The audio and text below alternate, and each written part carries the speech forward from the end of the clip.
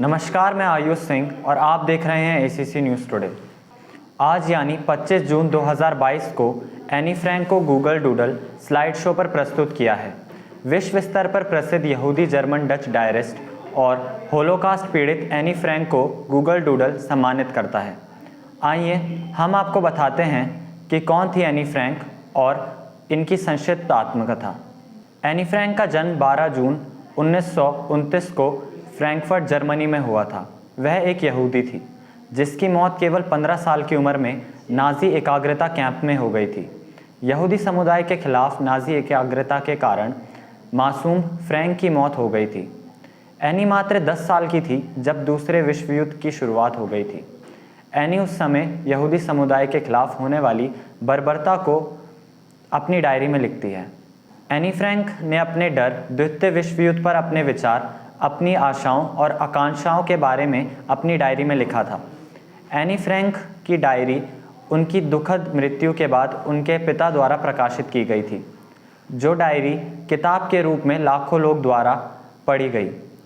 किताब ने यहूदियों के ऊपर हुई बर्बरता को दुनिया के सामने रखा। एनी जब 4 साल की थी तो जर्मनी पर नाज़ियों का नियंत्रण हो गया था। 1942 में जब जर्मन सैनिक यहूदियों को मार रहे थे तो फ्रैंक परिवार की मुश्किलें बढ़ने लगी थी। फ्रैंक परिवार भी मूल रूप से जर्मनी के यहूदी थे।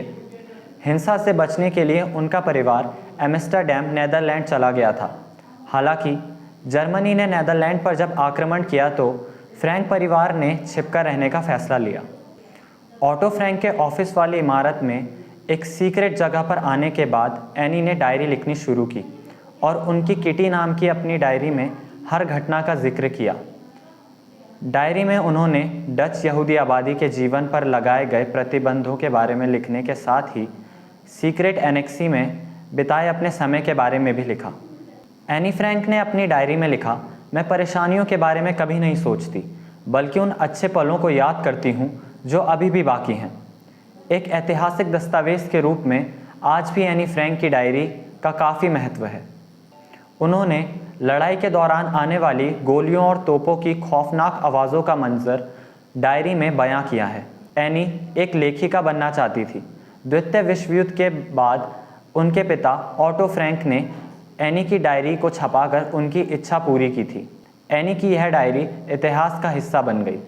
1947 में the diary of a young girl नाम से डायरी पहली बार छपी और अब तक 70 से अधिक भाषाओं में यह किताब छप चुकी है।